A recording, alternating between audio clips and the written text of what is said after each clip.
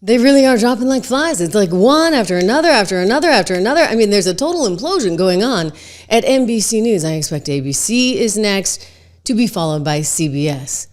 A total remake of the media. It's all happening in real time, and you are right here with me for it. It's kind of good, right? I mean, we got Joy Reid out there sobbing, literally sobbing today, saying, my show had value. People may not feel so confident that they're safe with you. Yeah, that lady, wait till you see it. My show had value, and that, I'm sorry, that what I was doing had value. Or maybe it didn't. Maybe it didn't have any value at all, other than to you and your divisive cronies. Well, NBC's had it, the world has had it, Comcast has had it, not just with you, Joy, but with a whole lot of other people, including, by the way, this is kind of a big deal, the guy who ran the whole big signature show there, Lester Holt. It was reported today that he's leaving. He's leaving on the heels of some guy named Ayman Mohaledin. And you got me. I didn't watch much of him. I think he was like a super pro-Gaza guy. Anyway, he's out. There's another one named Katie Fang, not too familiar with her either. She's out. I mean, the whole place is imploding in real time. We could all be fired a year from now whenever this happens. You never know what's going to happen. No, you never know what's going to happen. I mean, I thought they were done yesterday with Joy Reid, and it turns out, no, they're not done. They're going to keep on going and going and going. And the question now becomes, like, who is next? Why is this happening? Okay, first of all, Lester's out, and we're going to get to some other big news because my buddy Dan Bongino is now going to be deputy director at the FBI. And let me tell you, this is like Dream Team, okay? You got Kush, you got Dan, and there's a lot of major things that are going to happen, so I want to get to that. Clinton, watch out. Hunter Biden, watch out. Whew, this is going to be something else. Letitia James, watch out. But first of all, just the media nonsense. I mean, Lester Holt is gone. You've got Katie Fang, whoever she was, the other guy whose name I can't pronounce, gone. And then you've got Joy Reid gone as well. Now, I'm going to tell you, Lester, he may have come to the conclusion that, he just didn't want to have to soften the tone of his newscast.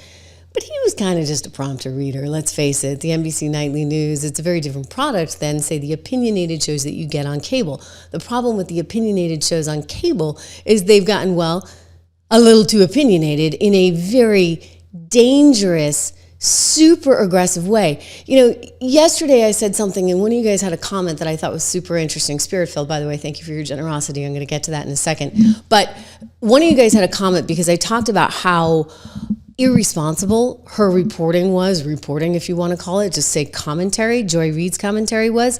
And you guys said, no, it wasn't irresponsible. It was actually malicious.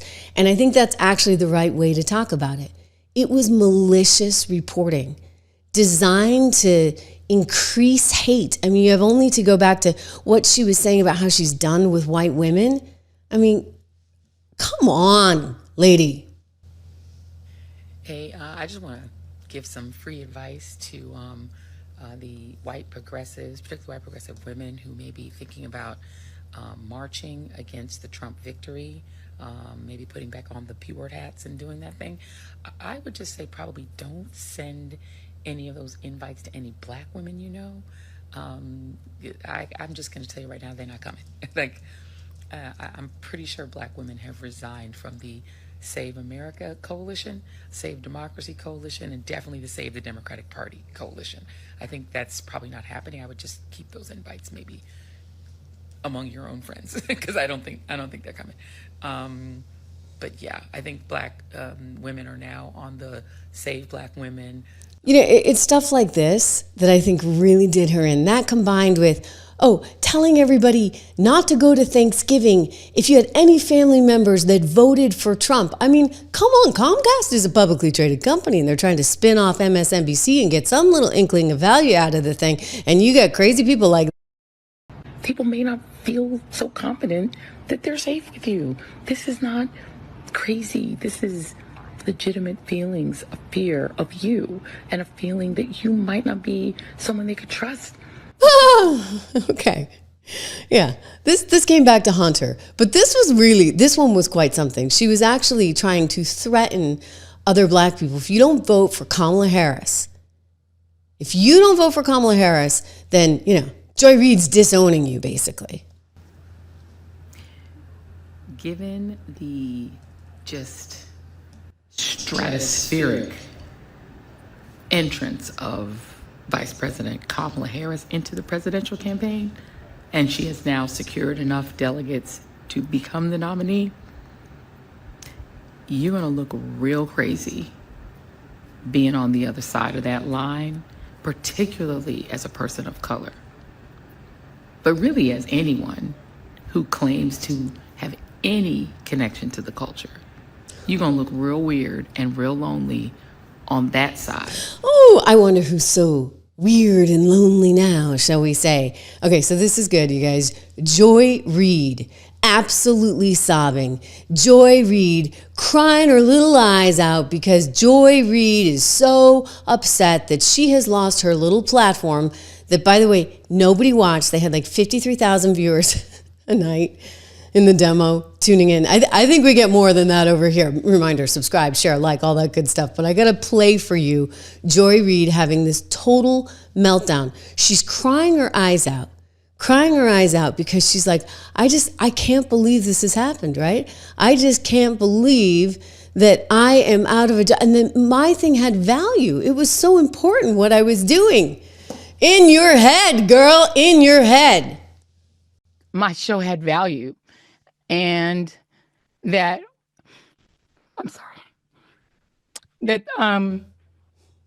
what I was doing had value. And in the end, I try not to cry on TV. And I think this is kind of like me on TV, so I apologize. And that it mattered. I see Karen is there, and she's been texting me as well. And so what I will just say is that in the end, thank you. Where I land is that the moment of guilt that I felt, that I went hard on so many issues, whether it was the Black Lives Matter issues of a young baby or a mom or a dad that was killed, or when we opened up people's eyes to the fact that Asian Americans were being targeted and not just Black folks, or went hard for immigrants who've done nothing but come to this country like my parents did. Okay, and so she goes on to talk all about her woke agenda and how she's fighting for the woke agenda, and that's fighting the good fight.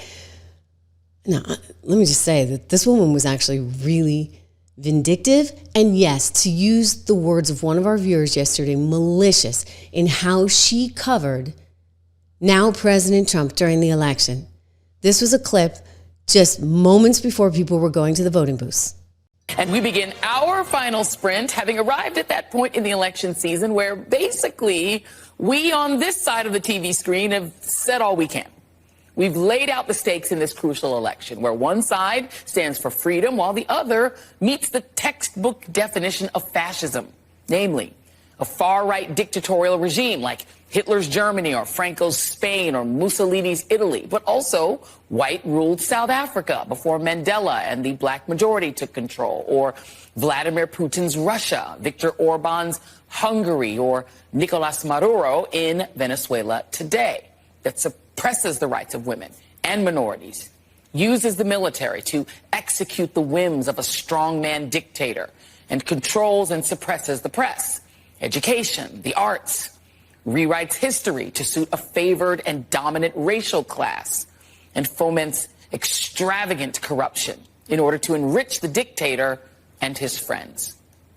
We've warned you about Donald Trump's profound unfitness for office, from his theft of classified documents and attempted insurrection to his clear cognitive and physical decline, to what he plans to do if he returns to power. Well, you know what? He did return to power. And you completely lost all your power.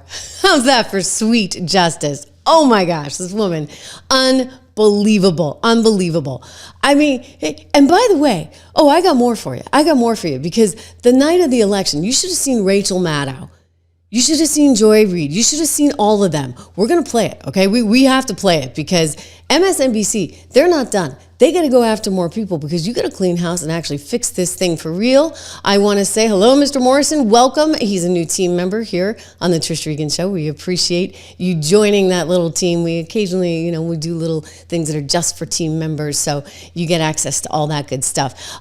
Speaking of access to good stuff, 76research.com. That's my financial research company. I started with a dear friend who's absolutely brilliant. He's been picking stocks for 20 years and doing an amazing job at it, running billions of dollars. And now we have him at 76 Research, co-founder of the company with me. Look at these numbers. I mean, it's really, I believe in what's happening in terms of the growth that's coming for America. I believe in the economic policy of this administration, so I'm super excited about it. I want you to have a chance to be part of this excitement. Go look at the model portfolios. We have American Resilience, which is all about growth. We have inflation protection, which is, protecting what you have. We have the income builder, which is for anybody who wants to retire one day, you got to be able to live off of something, right? And so one of the things that we have actually in the income builder portfolio, inflation protection as well, is gold. And gold has just been on a tear. As you know, I had the CEO of American Heart for Gold, one of our show sponsors actually on the program the other day, Max Baker, and we were talking about the reasons for it. Part of it's because emerging market countries all around the world are saying, hey, I'm not so sure I'm feeling so good about U.S. Treasury bonds, and so they're buying gold instead. So it's their diversification. I mean, we don't necessarily love it, right, as the U.S., but it's a diversification move for them away from the U.S. I like it because, well, when the you-know-what hits the fan, God forbid it ever would, gold is something that keeps its value. I also like it because it's a great hedge on inflation, and even with everything that the president is doing to try and bring down inflation, I still worry about it. So with that in mind, give him a ring, or actually just go to trishlovesgold.com today. trishlovesgold.com. You can get up to $15,000 in free silver.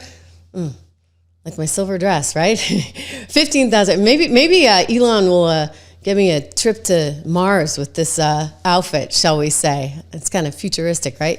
Up to $15,000 in free silver. 1-844-495-1115 is the number. You can text my name, Trish, to 65532 for more information about the qualifying offers that would get the $15,000 in free silver. Again, text Trish to 65532. But I'm telling you, you go back, okay, in history. And remember what we're dealing with right now. They're all out. Like the NBC Nightly News anchor, he's out. I'm not sure really what was going on there. I have a feeling Joy Reid was just insufferable and very difficult to deal with. And they're hoping that Simona Sanders, who's going to replace her, and some others are going to be a little bit easier. I don't know. But here she is again, sobbing because the day has come. My show had value, and that, I'm sorry, that what I was doing had value. And in the end, I'm sorry, I try not to cry on TV. And this is kind of like me on TV, so I apologize. And that it mattered. I see Karen is there, and she's been texting me. You know what? The show didn't matter. The show had no value. Nobody was watching. And the only people that cared were actually people that wanted to double down on hate. And that's exactly what you did. I mean, that's exactly what you did. I have only to go back and look at, remember her white tears? Remember this one, guys? This is important. This is a very good contrast. Somebody put this up online of Joy Reid talking about white tears versus her tears that she has today. Let's see. Is it working? It's not working. Okay, we're going to try this again because I think this is a good one for you guys to see. Yeah. Let me see. I'm going to tell the producer right now. I need the clip because this is killer. This is absolutely killer. Absolutely killer. I mean, she's white tears. Come on, right? Give me a break. This is somebody who actually just built her entire career on this idea of hate. And it's amazing to me that you can actually have a career that's built entirely just on hate and division like that. I mean, what are we doing as a society rewarding that? Was that all part of Biden's DEI plan? If so, that's really, really wrong. But don't forget, just before the election, right, or on election night, I should say, they were kind of just, they didn't believe this could happen. This was like total meltdown moment for them, because the night of the election, as these numbers came in from Rachel Maddow to the rest of them, Joy Reid, they had to come to grips with the reality. And they'd been living in this crazy la-la land for way too long. Trump has now taken the lead in Bucks County. NBC News now projects that in the battleground state of Georgia in the presidential race, Donald Trump has prevailed. The Republican Party will control the United States Senate. This is live from Howard University in Washington, D.C. We still have votes to count. We still have states that have not been called yet. We will continue overnight to fight to make sure that every vote is counted. Thank you all. A short and to-the-point statement from Cedric Richmond, the Harris campaign co-chair. You now see them turn as one to start to leave the grounds.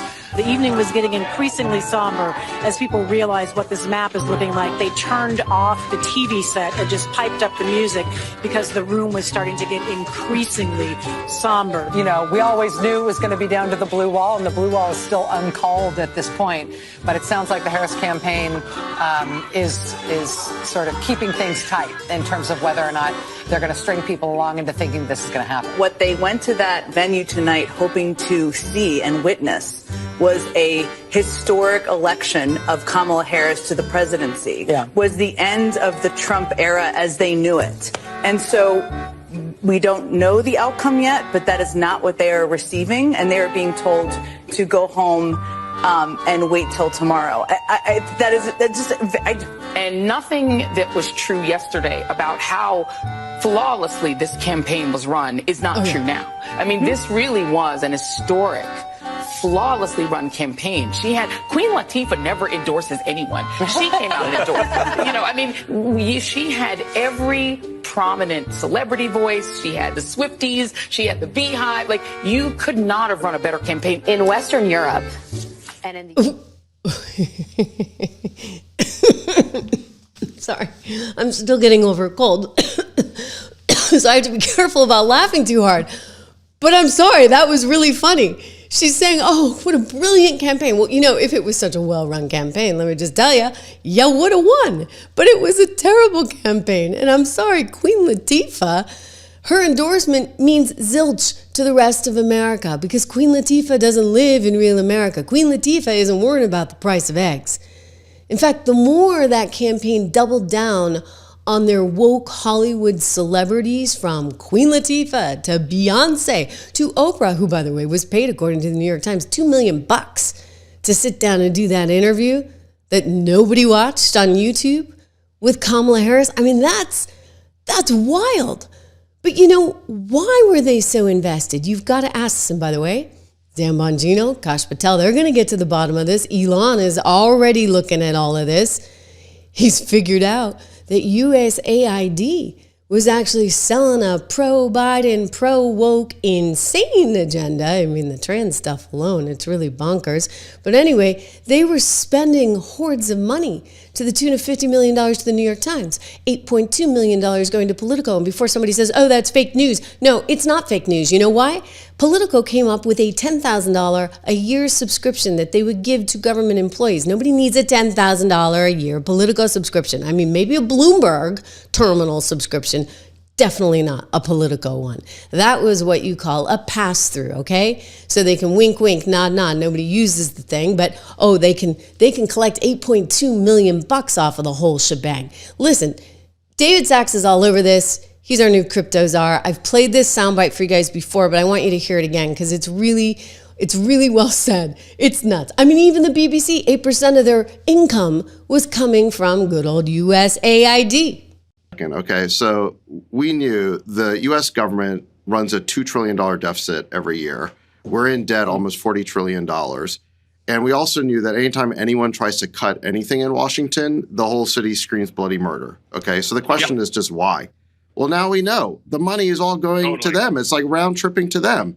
New York Times, getting paid. Politico, getting paid. Bill Kristol, perennial warmonger, getting paid. Ukraine getting paid. Like 11 out of 12 publications, Ukraine getting paid. Incredible. Viktor Orban, who's the prime minister of Hungary, was saying that he's very popular in Hungary. His political opposition funded by USAID. In Poland, the left-wing political opposition funded by USAID, and on and on and on it goes. BBC. You wonder why everyone in the UK. paid. So yeah. Like I couldn't believe the BBC is getting paid. Every left-wing organization in the world seems to be getting paid by this slush fund at USAID, which disperses about $50 billion a year. That's $1 billion a week. That's actually a lot of money.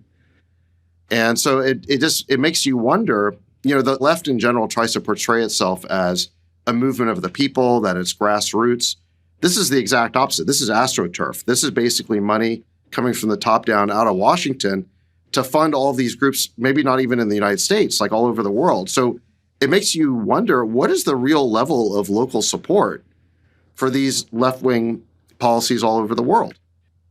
Zilch, okay? Like, people don't believe that 12 and 13-year-old kids should be getting operations that are life-changing, because there's a transgender population that thinks, you need to get these operations at that age. We don't even allow them to smoke or drink or vape, but somehow you can go under the knife for that. I'm sorry. No, it's messed up. But they embraced this wokeism. They tried to spread it throughout the world. They paid U.S. entities. Reuters, for example, was getting a ton of money. AP, $52 million. That's crazy. And so you wonder, I kept saying, I'm like, why am I the only one who's like, what is the media doing? Why are they doing this over and over and over again? Why do I have to hear that Donald Trump is the next thing since Hitler? When, by the way, incredibly insulting to the 5-6 million Jews that were slaughtered in World War II. Incredibly insulting to all of our soldiers that fought, and many of whom died, saving this nation from Hitler and the world from Hitler. How insulting to our allies. And they just throw this language around like it's nothing. That's what this lady was doing, who hosts their morning show. Is she next? Is Mika Brzezinski going to get fired along with her hubby, Joe Scarborough? You need to believe him. And these are the final hours. We need you. We need you, and all of you to vote. Yep. There you go. So, Mika, I think you heard us before you came out. We were talking earlier about yesterday's Trump rally from hell at Madison Square Garden. So what did you make of it? Well, I think it was everything that you need to know about Donald Trump in one weird white nationalist Nazi-type rally. And, of course, there's historic parallels to where and when this happened. But wow. Again, highly irresponsible. So you had her hubby doing that. I played you a lot of those sound bites before. You had Joy Reid doing that. You had Rachel Maddow doing that. You had Lawrence O'Donnell doing that. So they're firing all these people. They're getting rid of Lester Holt. I actually never heard Lester do that. Lester was like much more of a clean shop. I think that one is sort of like Lester's kind of had it, and he wants out because, he doesn't want anybody messing with his scripts. I don't know what was going on with the Lester thing, but they got rid of these other people that are, really, really left and really, really liberal. And there seems to be this cleansing, but unless you actually cleanse, I think all of them, you're going to continue to have problems. Donald Trump weighing in on this today, and this was kind of funny. He's taking aim at the guy who runs the whole place, and that would be none other than Brian Roberts, who runs Comcast. Comcast is the parent company of NBC Universal, of course, which owns NBC and MSNBC. So he said, Brian Roberts, lowlife chairman of Comcast, not Comcast. Brian Roberts, the owner of ratings challenged NBC and MSDNC, you get it, has finally gotten the nerve up to fire one of the most, or the least talented people in all of television, the mentally obnoxious, racist Joy Reid. Based on her ratings, which were virtually non-existent, she should have been canned long ago, along with everyone else who works there. Also thrown out, Alex Wagner. I forgot to mention her. Alex Wagner, the sub on the seriously failing Rachel Maddow show. Rachel rarely shows up because she knows there's nobody watching. And she also knows that she's got less television persona than virtually anyone on television except perhaps Joy Reid. Then there's, of course, the low IQ con man, Al Sharpton. Oh, he's another one, right? That got the $500,000 right before he sat down with Kamala Harris for that MSNBC interview. I mean, what are these people doing? They're running quite a shop, for goodness sakes. The low IQ con man, Al Sharpton, who has perhaps the lowest TV ratings in the history of television. What is he doing to Brian Roberts to stay on the air? This whole corrupt operation is nothing more than an illegal arm of the Democrat Party. They should be forced to pay vast sums of money for the damage they have done to our country. Fake news is an unpardonable sin. So he's got no use for this network. Of course, he also was calling them a threat to democracy in the wake of the NBC Universal lawsuit settlement. Just unbelievable. But you know, I played for you that little clip of Mika, and you know that Mika couldn't stand Donald Trump, nor could her husband stand Donald Trump. And yet, I think these two know which way the wind blows.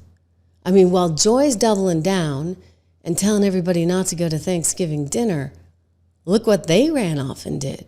For the past week, Joe and I have heard from so many people, from political leaders to regular citizens, deeply dismayed by several of President-elect Trump's cabinet selections, and they are scared. Last Thursday, we expressed our own concerns on this broadcast and even said we would appreciate the opportunity to speak with the president-elect himself. On Friday, we were given the opportunity to do just that. Joe and I went to Mar-a-Lago to meet personally with President-elect Trump. It was the first time we have seen him in 7 years. Now, we talked about a lot of issues, including abortion, mass deportation, threats of political retribution against political opponents, and media outlets. We talked about that a good bit. And it's going to come as no surprise to anybody who watches this show, has watched it over the past year or over the past decade, that we didn't see eye to eye on a lot of issues, and we told him so. What we did agree on was to restart communications. My father often spoke with world leaders with whom he and the United States profoundly disagreed. That's a task shared by reporters and commentators alike. We had not spoken to President Trump since March of 2020, other than a personal call Joe made to Trump on the morning after the attempt on his life in Butler, Pennsylvania. In this meeting, President Trump was cheerful, he was upbeat, he seemed interested in finding common ground with Democrats on some of the most divisive issues. And for those asking why we would go speak to the president-elect during such fraught times, especially between us, I guess I would ask back, why wouldn't we? 5 years of political warfare has deeply divided Washington and the country. We have been as clear as we know how in expressing our deep concerns about President Trump's actions and words in the coarsening of public debate. But for nearly 80 million Americans, election denialism, public trials, and January 6th were not as important as the issues that moved them to send Donald Trump back to the White House with their vote. Joe and I realize it's time to do something different. And that starts with not only talking about Donald Trump, but also talking with him. Boom! Saving their jobs. That's all that was about, guys.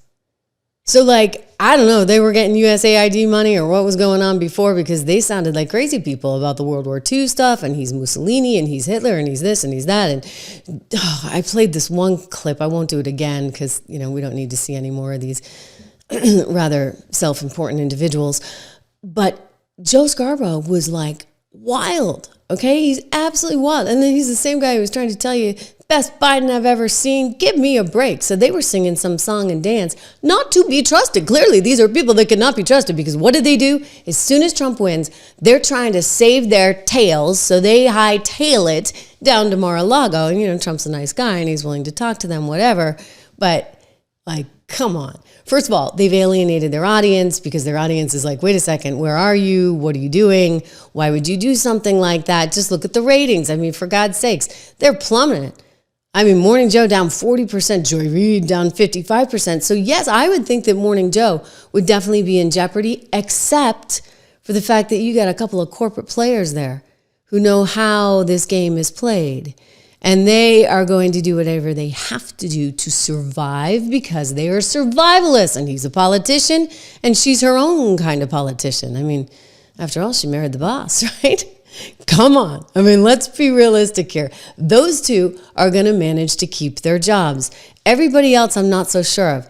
Rachel Maddow, I'm not so sure of, honestly. Like, I don't know if she's going to be able to hang on. Rachel Maddow is enormously talented at creating a narrative out of nothing that's crazy conspiratorial. Like, I remember during the Russia stuff, watching her and being like, and they think that we're, those of us on the right, out there because we don't actually believe this nonsense.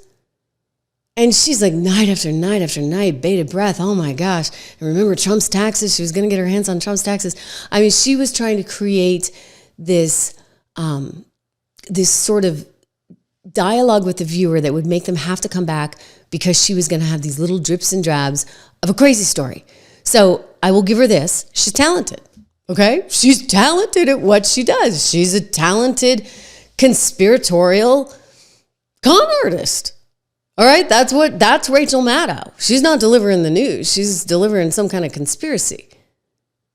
And she's good at doing it. So does she stay? She may. She also, and I've got specific intel on this because I've talked to the bosses at NBC before, she's easier than others to work with, meaning she works well with management. My hunch is that Joy Reid was just a disaster on every single level, right? Like, and just nobody wanted to be around her. Nobody could take her anymore. And so they were like, we're sorry, hun, you're done. The other two on the morning show, they kind of know how to play ball. They're more political. They're running down to Mar-a-Lago. And then Rachel is somebody that they feel like they can work with. So maybe she's okay. Maybe Lawrence O'Donnell's okay and that they can work with him. Al Sharpton, I don't know. I think that Trump hit the nail on the head. It's like, what has he got on Brian Roberts, right? What has Al Sharpton got? Because man, oh man, he really doesn't belong on television, period. Definitely not. Anyway, they're all gone. They're starting a new show with this Simona Sanders and Michael Steele and Alicia Menendez. And this is all courtesy of the new person who's running it, Rebecca Cutler. I don't know much about her. I assume she's cut from a similar cloth as some of these other libs, but she's not willing to put up with Joy's crapola, as we would say, right? Just no more of it.